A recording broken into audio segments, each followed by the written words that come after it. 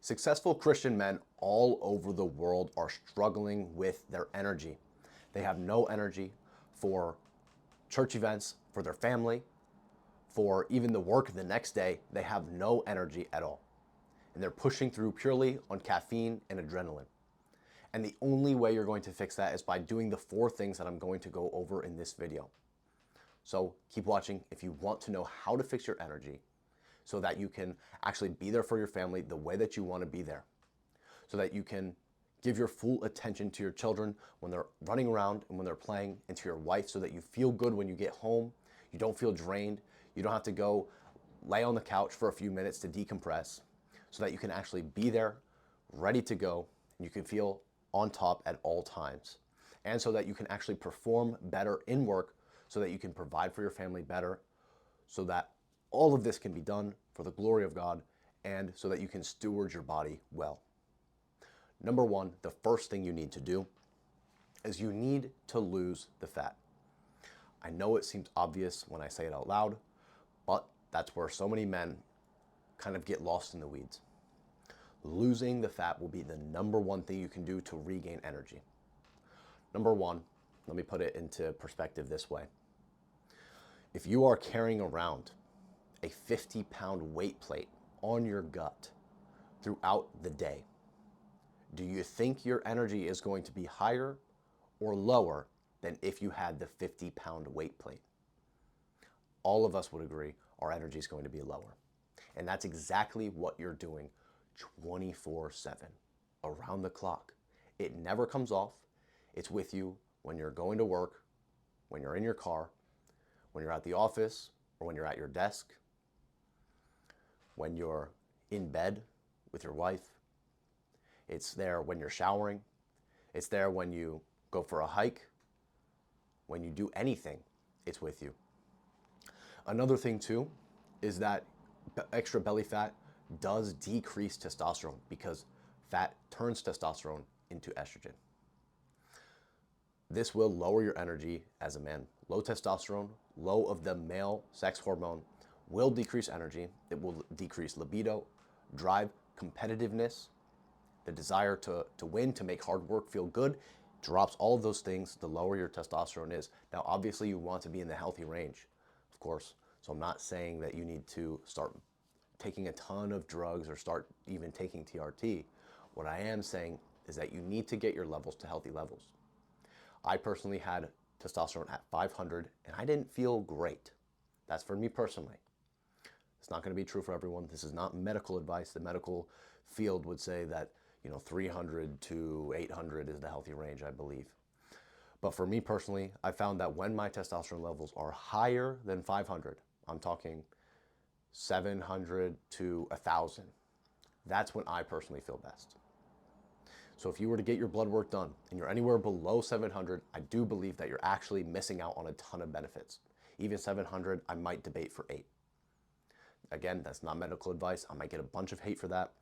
But I personally feel way better when my testosterone is on the higher end of the chart, not the lower end. The lower end, or even in the middle, right around like 500, which is what I tested for at one point, I didn't feel the best. I raised my testosterone and I feel better. So that just goes to show, when you have extra belly fat, that is going to hurt how you feel on a daily basis. It's going to hurt your energy, and you need to fix that immediately so that you can have higher energy in all ways. Number 2, your diet. The first thing I'll go over is important, but it's not going to be as important as the latter. So I'll make a quick note of it. Cut the caffeine. You're drinking way too much coffee. I know how it feels like when you have a crash in energy later through the day. You get serious crashes in energy from caffeine. And so you go to your 3rd, 4th, 5th cup of coffee. I'm a heavy coffee drinker myself. Here's my French press. This is my preferred way of drinking coffee. But doing it too much will decrease your overall energy, because you'll need it to keep going. And honestly, if we're talking about our later cups of coffee, that 6th cup probably isn't going to do anything for you. So ditch the caffeine to a degree. Still drink caffeine, still drink coffee. I drink coffee. But try to stop drinking at 1 p.m. This will also help you sleep better, which we'll get into more later. The next part of your diet is going to be your actual diet, the actual foods you're eating. So many successful Christian men have almost an idolization around yummy foods. They think about it all day. Sometimes they'll scroll on their phone and they'll see delicious foods. And they honestly make an idol out of it. Now, that's not to say you should never enjoy food and that food should always be strict and you always need to eat the right things. I go to all of the fellowship meals at my church.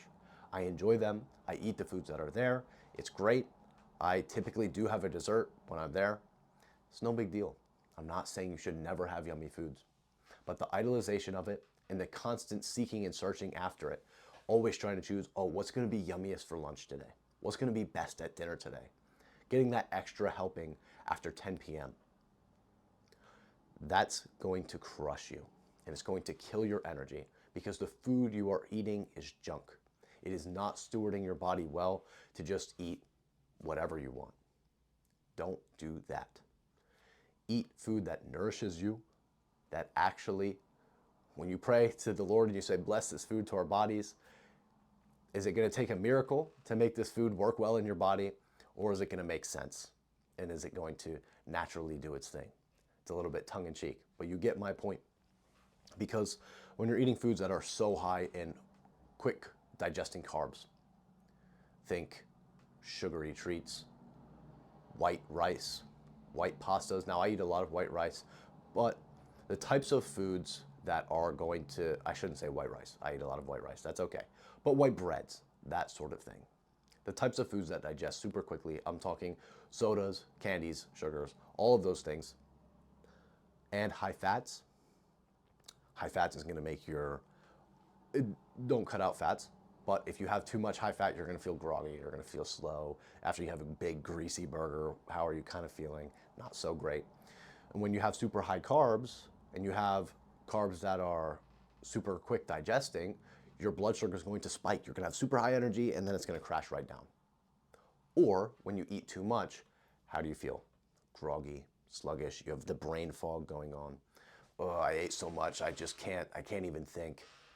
That type of eating is going to destroy your energy because it's going to be huge peaks and troughs, huge peaks and troughs. You'll never have sustained energy throughout the day. And the third point is that you need to train. Training is actually a source of energy. A lot of people say it makes you more tired. For me, this isn't the case. I can see how it might do that for some people. For example, I feel really tired after running, but when I do resistance training, that actually gives me energy. I feel better after the gym. Am I tired immediately after? Yes. But the rest of my day goes better. I feel more motivated. I feel more on top. I feel more sharp. I feel more on. And when you don't train, you don't get those benefits. You don't have the extra muscle, which means that your metabolism is going to be slower. And overall, training will contribute to your energy throughout the day. So train 3 times a week. It doesn't have to be hours and hours. It doesn't have to be CrossFit. It doesn't have to be all of these unique, fancy systems. Simple resistance training for strength and building muscle is going to do it. And the last point is that you need to sleep. If you aren't sleeping well, what do you think is going to happen? You're going to have no energy. You're not going to feel great. You're going to wake up the next morning. You're going to want to hit snooze, but you can't because you already pushed it back as far as you can. So you get up, you chug coffee, your brain's motivational systems, your brain's delayed gratification systems are not as strong, and so you eat the crap food. You drink more coffee. You're probably not going to go to the gym just because you're already so tired. And low sleep also hurts how much belly fat you can lose. So you're probably going to be more likely to gain weight. That's why sleep's important, because it affects everything else. When you have good sleep, you're going to be more likely to lose fat. You're going to feel more prone towards delayed gratification. You're going to be more likely to make the smart long-term choices. You're going to build muscle easier. And of course, just obviously, you'll have more energy because you're more well rested. So sleeping is so important when you're trying to have peak energy at a sustained level throughout the whole day. Hopefully that helps you. If you like this video, feel free to give it a like. If you think that there's something else I should cover, feel free to comment it. And if you want to see more videos like this, hit the subscribe button. Again, I don't like saying that. It sounds so salesy. Buy my course right now. Press the button if you want.